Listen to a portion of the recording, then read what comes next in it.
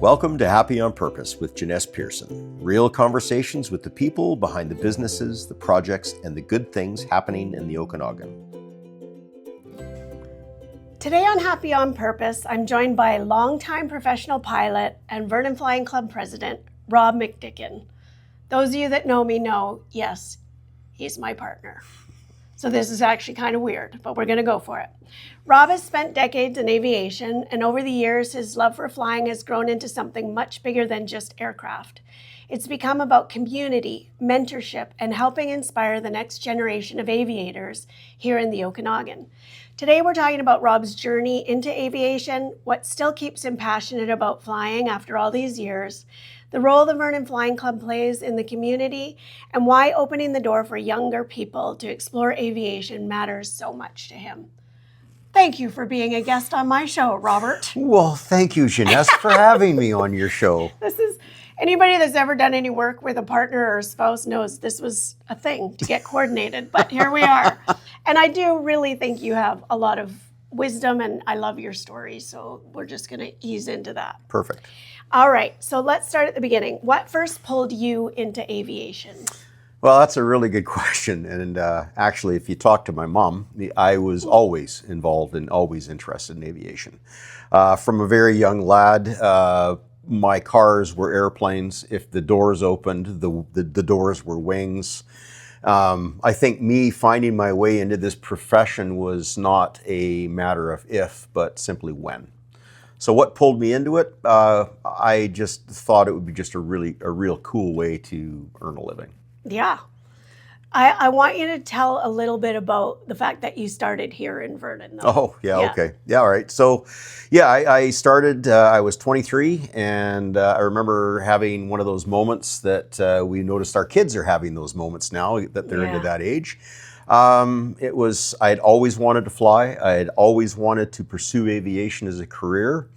And I mean, you've heard this story, but essentially it was, I woke up one morning and decided that if not now, never, is kind of what I said to myself. So I got in my car, I drove to the local flying school and signed up for lessons. Mm-hmm. And I ended up with about 9 hours. And again, the story as it is I, like most people that start out in aviation, I ran out of money. Yeah. And then fast forward about a year and a half later, and I'm at a friend's pizza restaurant here in town, and lo and behold, but the owner of the flying school walks in. I walk over to him and start chatting with him. And inside of a few minutes, he offered me a job to come and work for him. And the exchange would be that I would get a private license. And essentially, I worked for him for about 5 years, ended up with my private, my commercial, and instructor rating. A year and 9 months after basically a handshake deal with him, I was working as a pilot, as a flight instructor, and left there with a Class 1 flight instructor rating, which is the highest level of flight instructor rating you can get in Canada. That is so and cool. Pursued. Yeah, so it was a great way to start. I mean, the neat thing was that I had no debt when I was done. Yeah. Everything was done essentially by paying through more or less blood, sweat, and tears. And here I am, back at the same airport that I started out with. So it's kind of neat. Yeah, it is very full circle. Your whole career has kind of been full circle. Mm-hmm. But do you remember the moment where this became more than an interest? And I'm thinking it's probably somewhere around that day where you said, if not now, then when kind of thing.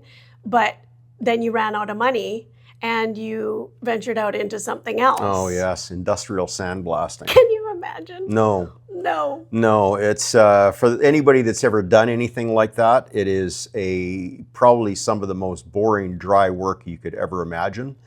And I think I say that I could almost feel my brain more or less dissolving and running out my ears as I went to work.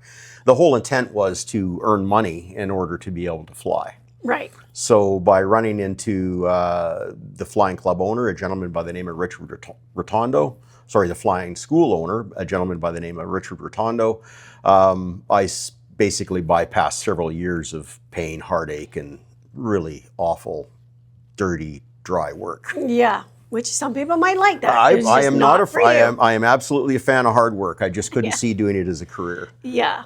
And like you said, I think it was just a knowing for you. Yeah. And just from whatever age. I haven't asked you, and this is a curveball, but Was anyone else in your family a pilot? No, there's no, the only pilot that is in my family, actually I do have a cousin that I have lost touch with who's a helicopter pilot, but the only other pilot in our family was, he was a fighter pilot during the Second World War. And he was not related by blood. He was married to one of my great aunts, and he never survived the war. He was part of a group of RCAF fighters that joined the Americans up in the Aleutian Islands when the Japanese invaded or set up garrisons on the Aleutians. And unfortunately, he was a flight of 4 P-40 Warhawks, or sorry, 7 P-40 Warhawks, and 4 of them flew into the side of a hill in bad weather, and he unfortunately was one of them. He's buried in Anchorage, Alaska right now. But that's the only other pilot in the family. Wow. So that's interesting. It wasn't just in your genes. It was just a knowing or whatever. Yeah. So you've had a really diverse career in aviation, and I do love your stories. You've got so many. But what are a few of the experiences that shaped you the most? And I know you love this, so I'm gonna have to rein you in on this question. But yeah. Well, I immediately go to what were some of the most formative places that I've ever flown, or certainly the most formative aviation experiences. And I would have to say Bronson Creek, flying at the gold mine at Bronson Creek. And for those that don't know, Bronson Creek was a gold mine. It shut down in the late 1990s, and it was a gold mine that the only way in or out was by air. And so it was serviced by a bunch of aircraft that were all designed in the late 1940s, early 1950s of what I was flying. So airplanes that some people will know, DC-3s, a lot of people will have heard of them. Other airplanes that are completely unknown to a lot of people, airplanes called like a Bristol Freighter and a Carvair. These were all old radial engine military transports that just carried a lot of weight and that sort of thing. So flying there was extremely formative in a lot of ways. The weather in Alaska, so we flew from a place that would have been about 130 miles north of Smithers, BC in the Iskut River Valley. The what? Iskut River. Oh, okay. Yeah, Iskut River. So we would fly from Bronson Creek up the Iskut to the Stikine River, and then from the Stikine out to the coast and land in a place called Wrangell, which is in the Alaska Panhandle. And what we would do is we would fly gold ore concentrate out of the mine and then fly back anything that the mine needed. Diesel fuel to run the generators, food, stuff called shotcrete, which was essentially concrete that you spray out through a gun. Anything that you need to keep a mine going is what we would fly in. But the biggest thing with Bronson was that the weather changed in a heartbeat. And this was not a place where there was instrument approaches, where there was instrument flying. It was all you had to see out the window. And the weather, as I said, could change in a heartbeat. And one famous story that I have is basically spending all day flying in clear blue weather. And on our last flight, running into 2 snow squalls and ended up back in Wrangell after trying to push through some extremely bad weather, and we were stuck there for 4 days. And it's just how quickly the weather can change in Alaska. So it was one of those places that you soon realized after spending some time there that this was serious. This was a serious place to fly. So it taught me a lot. It taught me a lot about my own personal boundaries. It taught me a lot about when to say no. One of the biggest problems that a lot of pilots have in aviation is just when to abandon the mission and not go. So I would have to say that is definitely the most formative place. Now you say don't push weather. Yes. Heard you say that so much. Oh, it's such a big one. I mean, let's face it, in aviation with pilots or with aircraft, we can plan a lot of things. We can plan our route, our altitude, how much fuel we carry, how much cargo we carry, how many people we can put on board. We cannot plan the weather. The weather is completely out of our control. And as a result, we manage weather. We can't manipulate it in any way. And the weather will always have the last say. So we have to act accordingly. Right. Do you think that's those experiences are what shaped you? Because you do have a big safety component to your personality, but also, which maybe we'll get into later, but do you think that's where maybe some of that even started? Some of it, yeah. I think so. I've always been very safety orientated. I've always, anytime I've had a flight that has maybe caused me to go, I've always sat back and reflected on what went right, what went wrong, what did I learn from it, and what might I do differently the next time, that kind of thing. So I would say yes, definitely flying in some of these areas has definitely formed my pro attitude towards aviation safety. Yeah. And of course, as you know, that's what I did for several years before I took on the new role that I have. Yeah. Yeah, anyway, it's just... Yeah. So, but let's get into a little bit about those experiences and how they shaped you as a person, not just as a pilot. Okay. Like there, again, I feel it's funny asking these questions because I know some of your answers. Yeah. But I do think it's super interesting. Like I think careers do shape you, and especially when you're in a career where there's potential danger, where you actually do have to learn your limits. So that's kind of what I'm sort of getting at. Yeah, definitely. What it did was it just formed that it's okay to say no. Yeah. That it's okay to shift and do something different. I mean, there's an old adage that you've heard me say several times. It's better to be on the ground wishing you were flying than flying wishing you were on the ground. Yeah. And sometimes, as I've said before, and I'm repeating myself, some of the hardest things that a pilot can say is the word no, or not today. Well, I get that because, I mean, whether you're moving product or people, people have an expectation that they're going to get where they're going to get going. And you're the guy or gal that is making that happen. So there's a pressure, I would think. Yeah. Well, and being on time. And being on time. Well, that even goes into people that are even just private pilots and that sort of thing.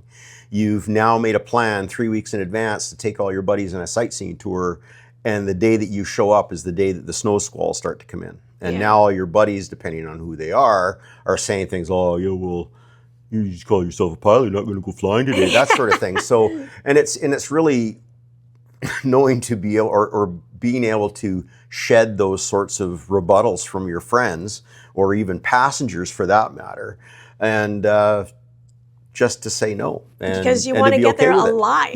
Yeah. Never mind on time, alive. Better to arrive late than never at all. Yeah. Yeah. Yeah. You've got so many of those. It's so funny. Oh, I got a whole pile. You do. Okay, let's talk about Discover Aviation. Okay. For someone who's never heard of it, what is it and why does it matter? Okay, Discover Aviation, yes, is a wonderful program. And it's put on by, or at least partially sponsored by an organization called COPA, which is the Canadian Owners and Pilots Association, which is an advocacy group for general aviation in Canada. And it is a program that is intended to give young people that first flight experience. And it's something that I've become extremely passionate about over the years. I mean, you've come and volunteered for us at a couple of Discovery Aviation events, so you can see how exciting it gets. I'm getting off topic, but I'll come back to the original question. So what it does is, again, it's designed to give young people that first flight experience. So it's run by flying clubs all across Canada, and the Vernon Flying Club does theirs generally in June of every year. Ours this year is on June 20th, and it's open to young people anywhere from the age of 8 to 20 years of age. And what it gives them is they come to the airport for generally about an hour to an hour and a half, maybe even 2 hours, and they get paired up with a pilot and an airplane, and they get to go for a free flight in an airplane. And it's so cool. It is completely free. All of it's free. We don't accept any money or anything like that. And it's sponsored. The pilots give up their time, their fuel, their aircraft. It takes probably close to 50 volunteers to run an event like that. So it's a big deal. It is a big deal. Yeah. We should say you will accept donations. Oh, yes, of course we will. Yeah. Oh, and with that, any donations accepted go directly into our scholarship fund. So the Flying Club gives away scholarships for people that are pursuing an aviation career in some way.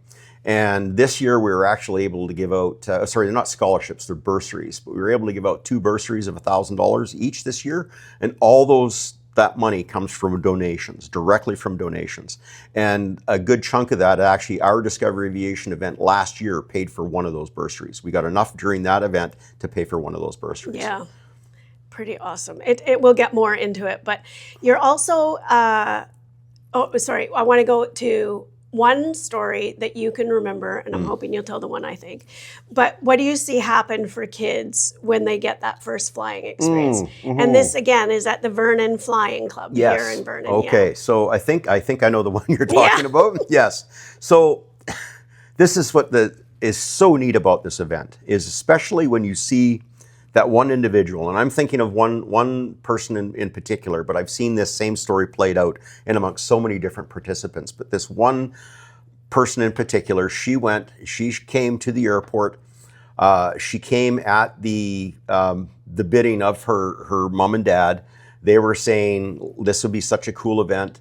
She was not having any of it. She showed up. I remember meeting the family at the front desk at the beginning, outside, and she was just, completely not interested in this at all. She didn't want to go. How old? Do you think? She would have been, I think, 8 or 9. And she didn't want to go. She didn't want to fly. She thought this was silly. Why did you want us to do this? And I just said to her, I said, well, you know what? You don't have to say yes right now. Go through the whole process, sign in. You can go do the ground school, go to the boarding lounge and wait for your airplane, and you can, right up until that moment, you can say no. If they call your name and say it's your turn to go, you can tell them no. I hope you don't, but you can absolutely tell them no. Well, she, again, talked to her mom afterwards, and they convinced her to take the flight, and it was completely transformative. Yeah. You've seen the picture on Facebook. I have. She had this little it was a little lizard toy that she called Mr. Guacamole. And when she came back, I remember talking to the pilot afterwards, and yeah, she was pretty apprehensive until he pushed the power up to take off, and she squealed for fun. Yeah. In a fun way, she squealed the entire time. And when she came back, her first words were, "I want to be a pilot." Yes. So that's gold. That sort of thing is absolutely gold. Yeah, and you have seen it so many times play out, not that we're into forcing kids onto airplanes or whatever, but what a cool experience. I think if you don't know about, and it's very different being in a small airplane than it is a big airplane. Yeah. So maybe just let's talk a little bit about the types of airplanes, the pilots that actually do this, because as a parent, we would be worried about this and want to know that it's safe and good for our kids. Yeah, absolutely. Well, again, it's covered by COPA, and COPA is in conjunction with an insurance company called Colvane, and they provide the interest or the group, our COPA flight or our flying club, with insurance for the event. All the pilots are vetted. In other words, they have to go through background checks.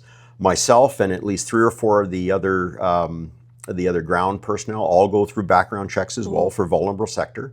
All of our pilots are vetted as well by us. In other words, they themselves and their aircraft must meet Transport Canada's requirement for private aircraft. In other words, they have to have all the proper documentation, they have to be properly trained, they have to be current. In other words, it can't be, they flew 3 years ago and now they're going to go take kids. No, we don't do that.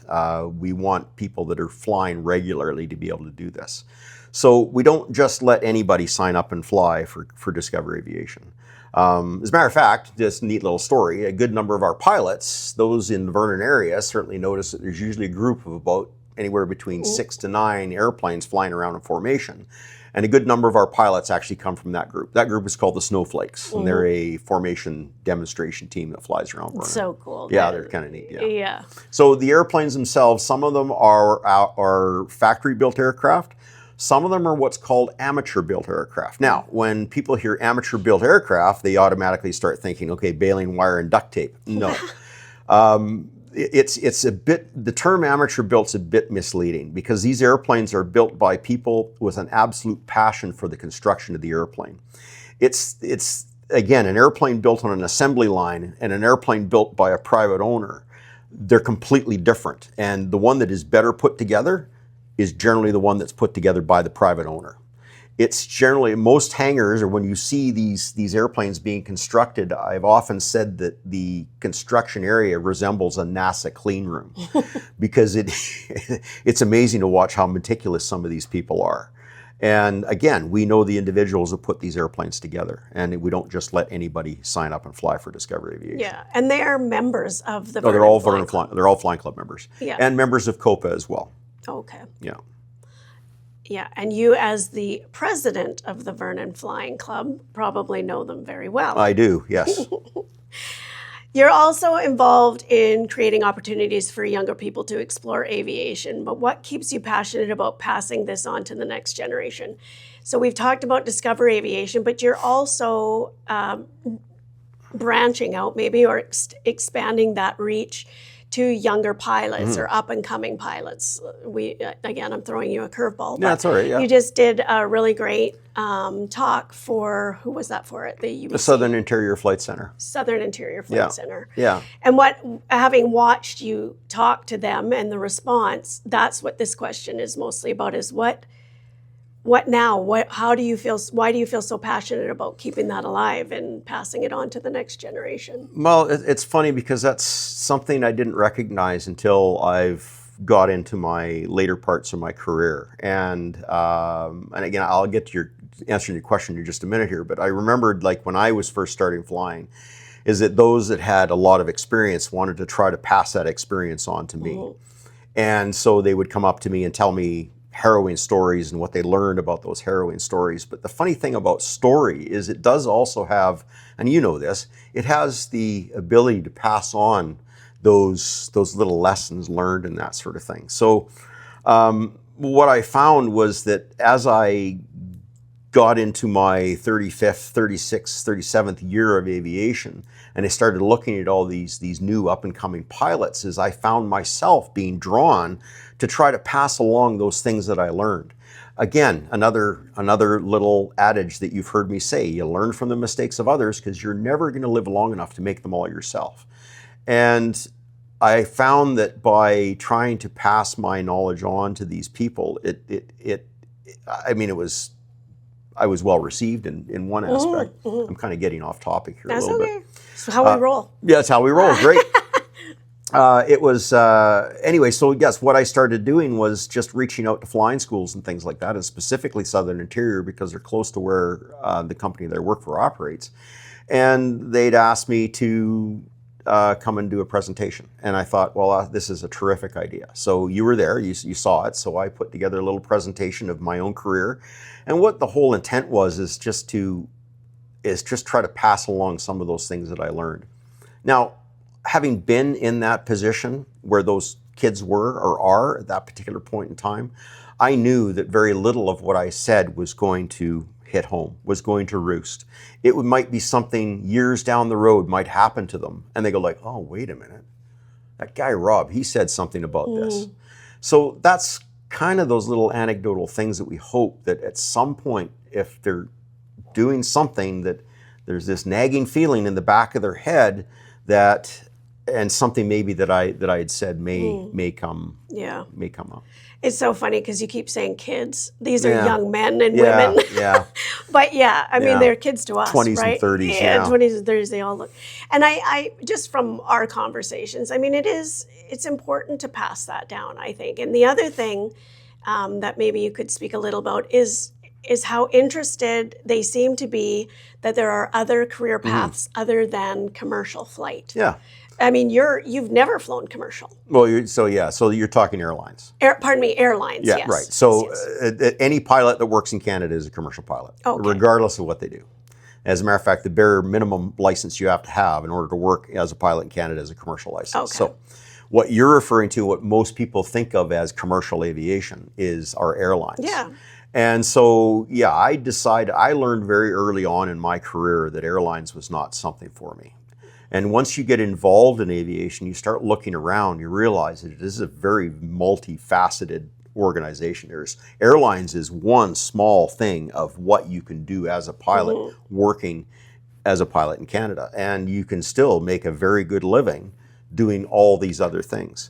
So my path took me away from airlines. And so that was, as you said, so talking with all these students, one of the things I tried to pass along is, again, like you said, is to look elsewhere. There's all these other things that you can do in aviation that don't involve getting into an airline. Not to...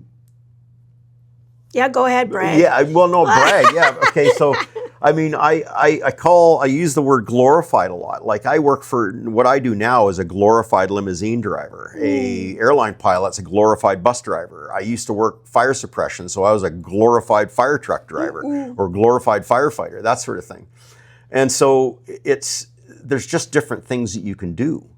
And and I found that because my aviation career took me to some things that were pretty exciting, that the idea of sitting in an airliner going back and forth did not encourage me that much. And for some people, that's exactly what they want. And you know what? All the power to them. It's a fantastic way to make a living. It's a fantastic career in aviation. And if that's what somebody wants to do is go fly an airliner, I would never stop them, ever. Right. But for those that are kind of like, on the fence a little bit, yeah, look elsewhere. And that was one of the biggest feedback, as you saw those critiques that I got. One of the biggest feedback that I got from that presentation that I did was that it encouraged them to look elsewhere other than airlines, that there was other things that they could do. Yeah, and I think that's important. You also, and I don't know how you say it exactly, but you encourage, even if they are thinking that way, to learn the older sort of stick handle, what do you call it, manual? Stick and rudder. Stick and rudder. Stick and rudder skills, yes. Yeah. So as we know, modern aircraft, well, as I know, and as you've heard me say, modern aircraft are really good at flying themselves, really good. We know that airliners will land themselves. They'll, even the airplane that I fly has got a very advanced auto flight system that really, you take it off, you land it, but essentially if you've got everything programmed, it'll pretty much do everything else, and it'll do it really well. Yeah. So aviation or basic flying skills are just like any basic skills. If you don't use them, you will lose them. And let's face it, as a pilot, when everything is done, when you strip away everything else, the only thing you've got left are your hands and your feet and your stick and rudder skills. So one of the things that I've always tried to push towards these younger pilots coming up is to practice hand flying, as we say, as much as you possibly can. Because those skills, once they're finally tuned and honed, even though they get a little rusty, you can dust them off very, very quickly if you need them. But if you never, ever truly acquire those skills, they're not going to be there if you really need them. And unfortunately, I have seen aviation accidents where what the underlying cause has been is a lack of basic flying skills. And so in the early stages of anybody learning to fly, as much as you can fly, physically hand fly an airplane as you can. And I remember I would say to the students as well, is that all of them, most of them, as we already said, that maybe they're not looking at airlines, but all of them are envisioning themselves in the left seat of an Airbus or a Boeing, sitting there with the 4 stripes and all the rest of it, and the big fat paycheck and all the rest of it, and an airplane that is quite capable of landing itself, flying to where they need to go without the pilot doing much other than programming an autopilot. And what happens is that those stick and rudder skills, those basic skills, eventually erode over time or get rusty. And so I've also said to them, I said, you imagine yourself in these airplanes, and I've seen this where somebody that is in that position thinks that they are above going across the field and flying their buddy's Cessna 172 or the very basic airplane. And I've urged them, don't be that person. If you get the offer to go and fly that kind of an airplane, go and fly that kind of an airplane, because that kind of an airplane will teach you far more about flying than a Boeing or an Airbus ever will. Right. I don't even know why this made me think of, you talk about Chuck giving you his airplane. When he had first got, no, this is yours, you're just a newish pilot, right? Yep. And he basically said, go ahead and take it for a spin. Oh, yeah. And you were like halfway to the airplane before he could even finish his sentence. Well, it wasn't even, how it was is that he actually, he had the airplane finished, and it's one of these RVs, so one of the airplanes that you would see flying around in the snowflakes. And we were both working at the flying schools when I was flying air tankers at the time, flying water bombers. In this wintertime, I come and work at the flying school. And he finished his airplane, finished flying off all the basic hours that he needed to do, and he asked if I wanted to come and see it. And I said, yeah, of course I do. So we go out to it, and we're walking around it. He says, well, you might as well get in. try it on, so sure. So, I mean, getting into an airplane like this, you don't open the door, you open the canopy, you climb up on the wing, you climb over the canopy rail, you stand on the seat, you sort of, you put it on. You don't get in, you kind of put this thing on.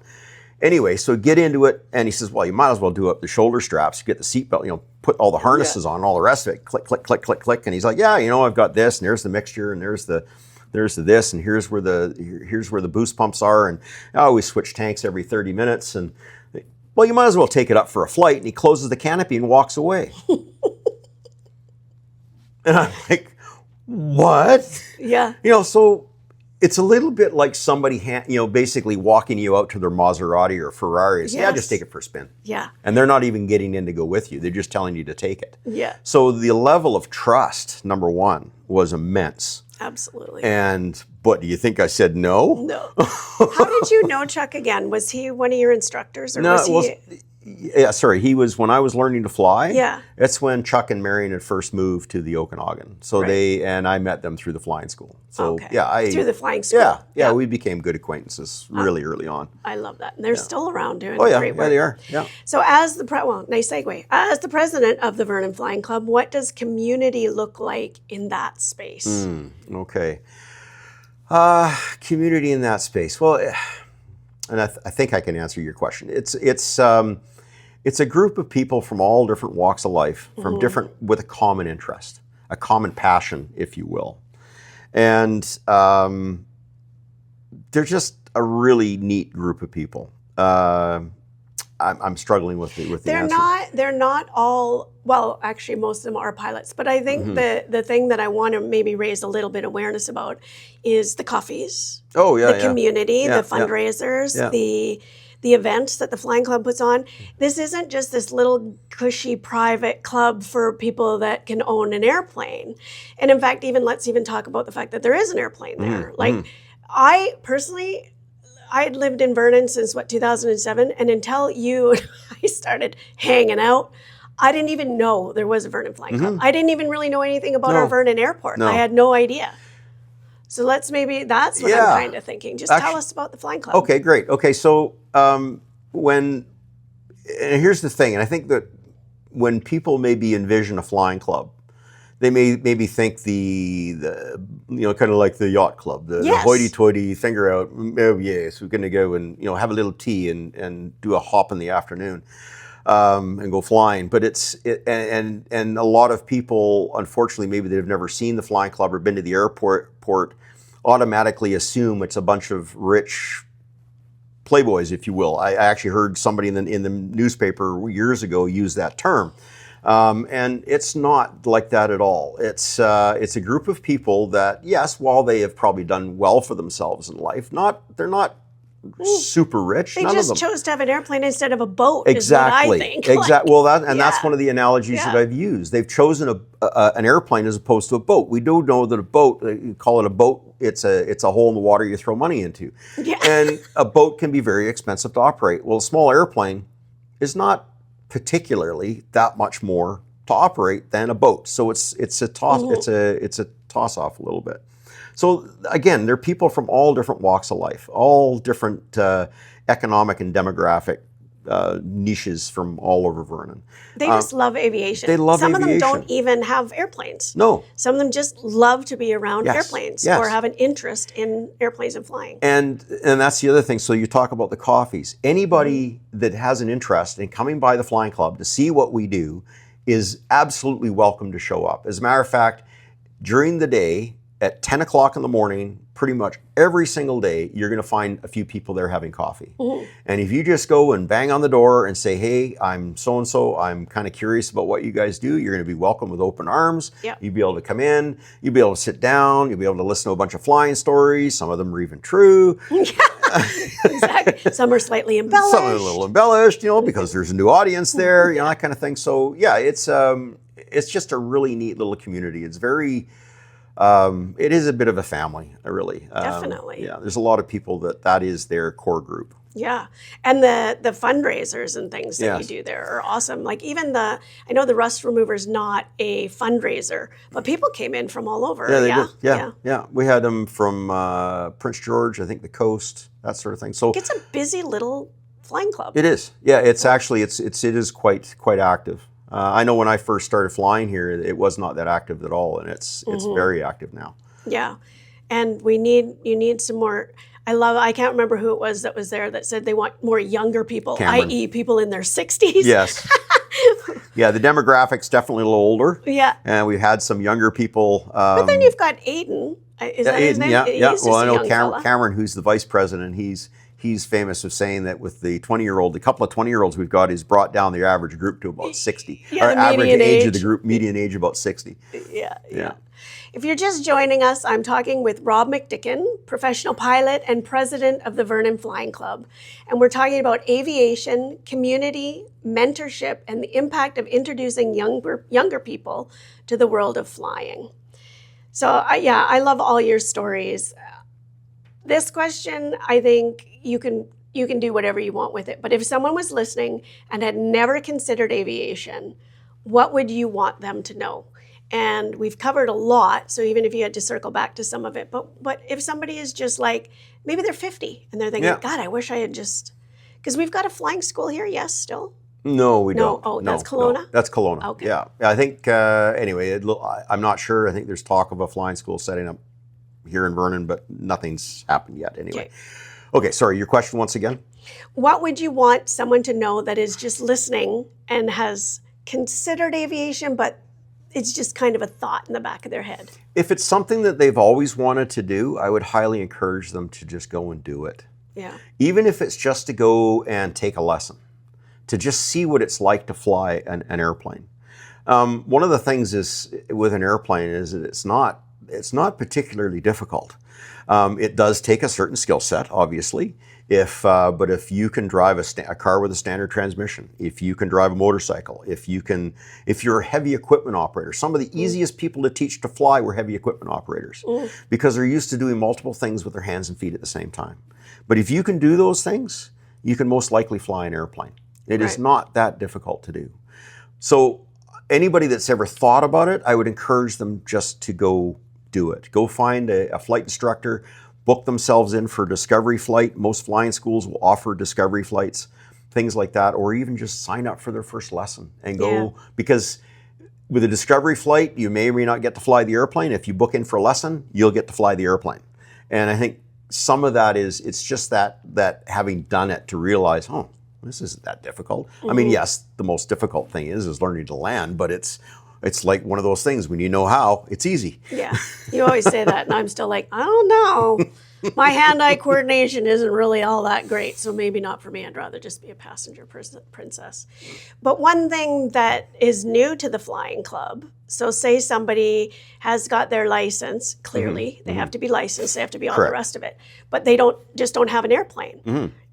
You can come and rent an airplane from the Vernon Flying Club. Yeah. What type of airplane is it, and what is that process? It's a Cessna 172, which is a 4-place airplane, so the pilot and 3 seats. And we have an aircraft that is available for rent. You have to be a Flying Club member, it's about $100 a year to join the club, but that's great. You then get all the benefits of being part of the club and that sort of thing.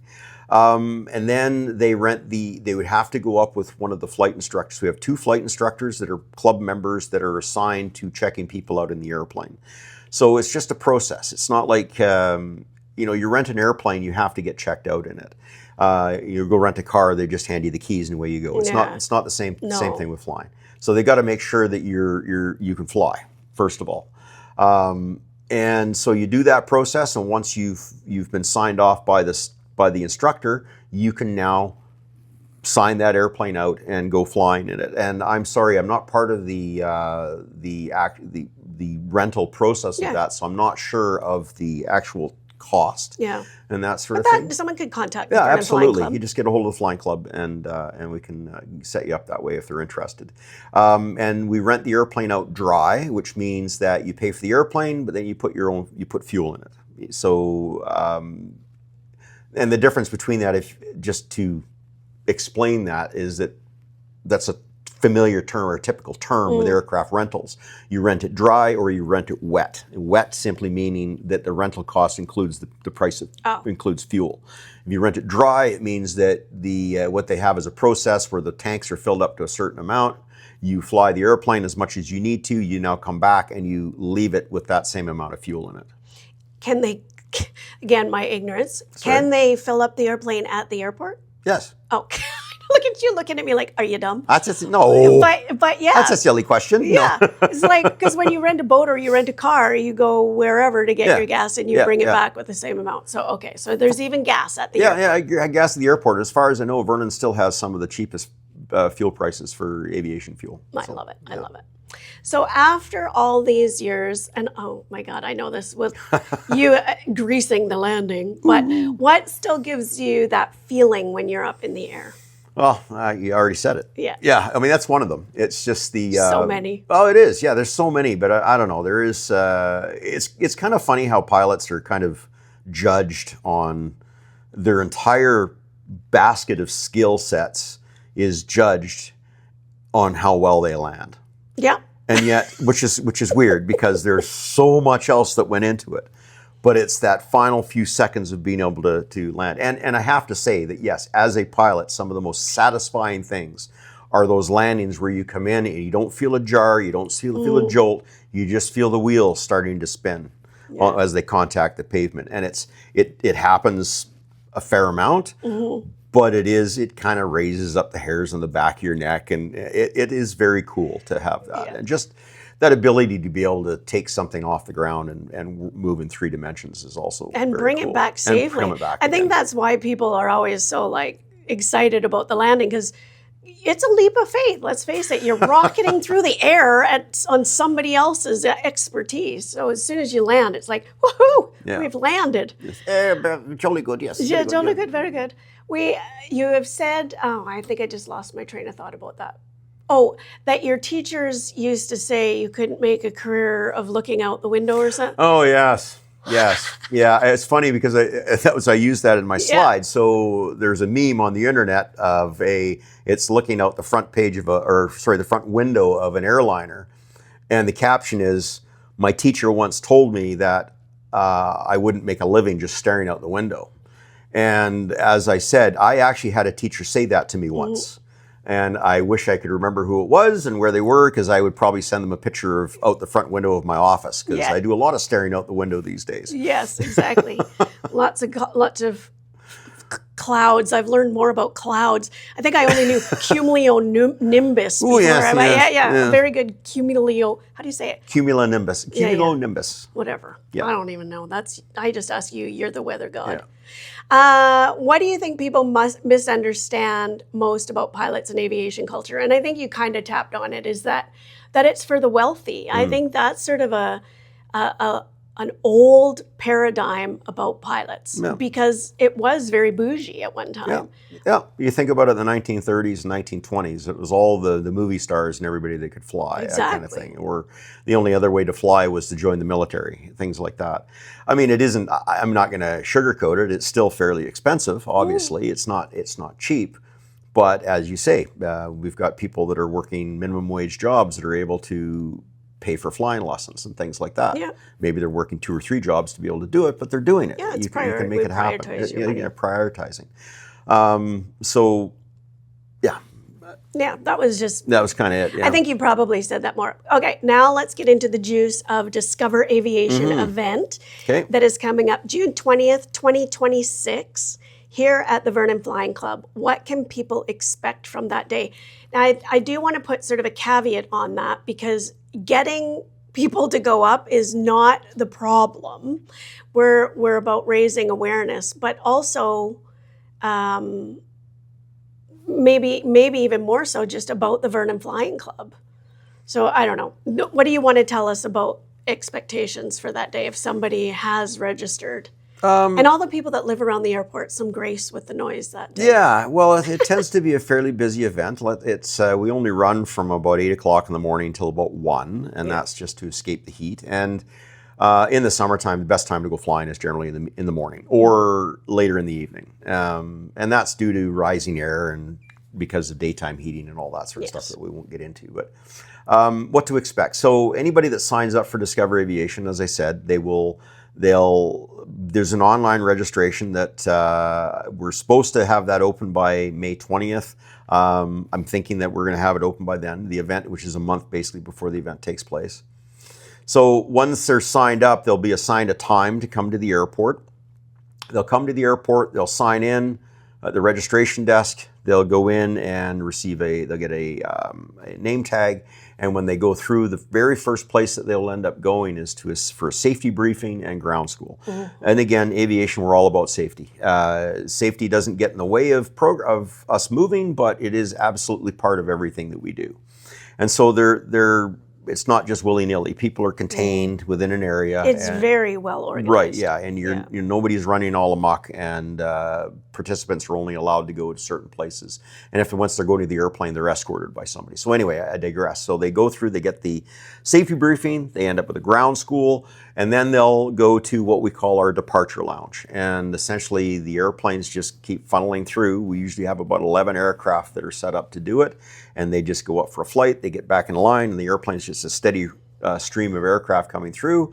Our junior aviator, as we call them, will then be introduced to their pilot.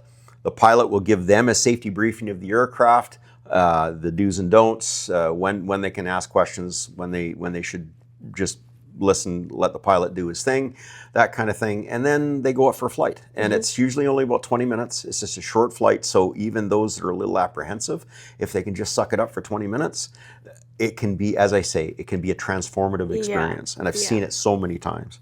So they'll do that. They'll come back. They'll get out of the airplane. Generally, it smiles like you wouldn't believe. And just, those kids that were kind of lackadaisy about it are coming back, and they're jumping off. You can't keep them on the ground. Like they're just hopping all over the place. They'll get a certificate, and off they go.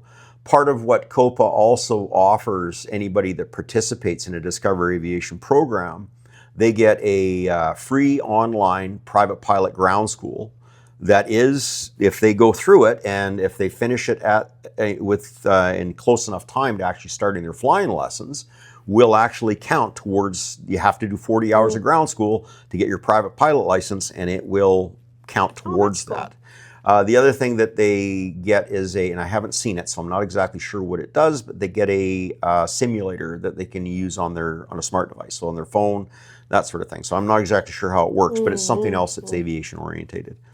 And that's it. Then they leave with the kind of an invitation to come back. I usually follow up, usually a month or so after the event, and I'll have a list of things, aviation type things that they can then do in the Okanagan, because usually that's one of the biggest questions that I get, especially after, like you said, you didn't even know that Vernon Flying Club existed. There's been people that have shown up, didn't even know that Vernon had an airport, things like that. And when they see this, and when their kids are now involved, and the bug, that the spark of aviation has been lit within them, what else can I do? What else is there? And although it may at first seem like there's not much in the Okanagan you can do, there is quite a bit. They can, especially when they're younger, they can get involved in air cadets if they wish. They can join there's a very active radio controlled model airplane club out at the north end of Swan Lake. They can get involved with that. It's strangely enough, for those that fly radio controlled model airplanes, and people that fly full-scale airplanes, the skills are very transferable back and forth. I flew RC model airplanes before I flew full-scale airplanes, and there was a lot of what I learned from RC that transferred very, very readily into full-scale, and vice versa. It works the other way. I forgot about that the RC model. Because I didn't know that was here either. There's lots. Yeah. So there's neat. I mean, there's that museum in Kelowna that they can go to. That's a really great thing. The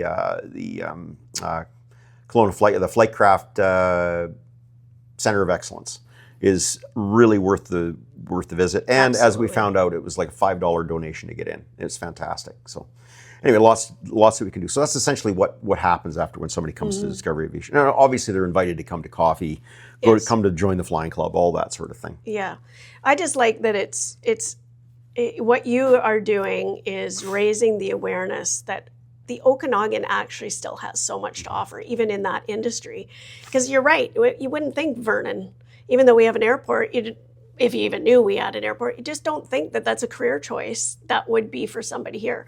And you have said many times, you started here, you went away, you lived in Victoria, you've Bronson Creek, Alaska, all the rest, and then came home for a lifestyle job, which is so cool.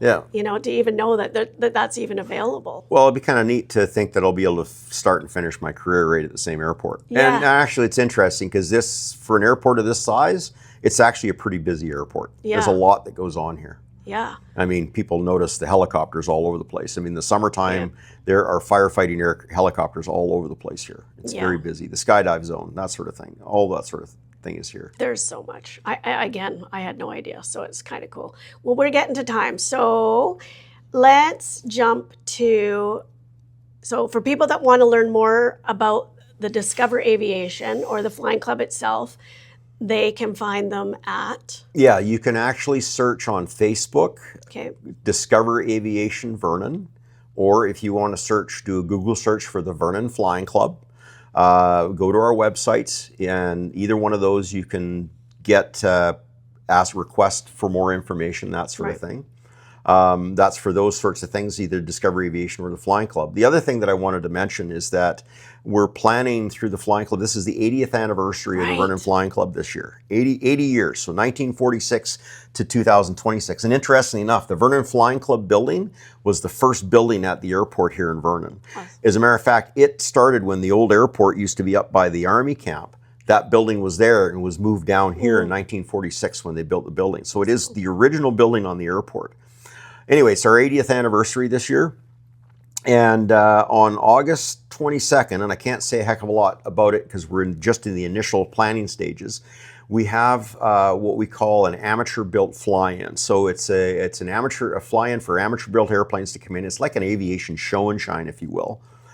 General public's welcome to come out to it, but we're looking to expand that to something, because it's the 80th anniversary, we're looking to expand that to something much bigger. Again, initial planning stages, so hopefully we can get some traction and get it going. And if we do, it's going to be a really wonderful event for anybody in Vernon, general public, to come out, see the airport, see what happens here, check us out, check out the Flying Club. And if you've ever wanted to be on the other side of the fence at the Vernon Airport, it's going to give you an opportunity to do that and walk around and see what's here. Yeah. And one thing I do know about the people at the Vernon Flying Club is if you have a question, they will more than happily answer it. And if they don't know, they'll find it for you. Someone else. And they love to talk aviation. Yes, they do. You guys love to talk aviation. Well, Rob, thank you for this conversation, and finally for us to get our poop together to do it, and for everything that you continue to do to help keep aviation accessible, welcoming, and inspiring for the next generation. I did want to add, because I am your partner and I need to, if you know of anyone that would like to have someone come in and speak about aviation, Rob is the guy. He is a very good public speaker, and you won't be disappointed. The stories are awesome. So again, if people would like to learn more about the upcoming Discover Aviation event on June 20th, 2026, or the Vernon Flying Club, make sure to check out their website by Googling them. But I think it is just the VernonFlyingClub. It's either .ca or .com. Yeah, if you just go Vernon Flying Club in Google, it'll come right to it. It'll bring you right to it. Make sure to check out their website and social media pages for details. This has been Happy on Purpose. I'm your host, Janess. Until next time. Thanks for being here. You can find more Happy on Purpose conversations on YouTube.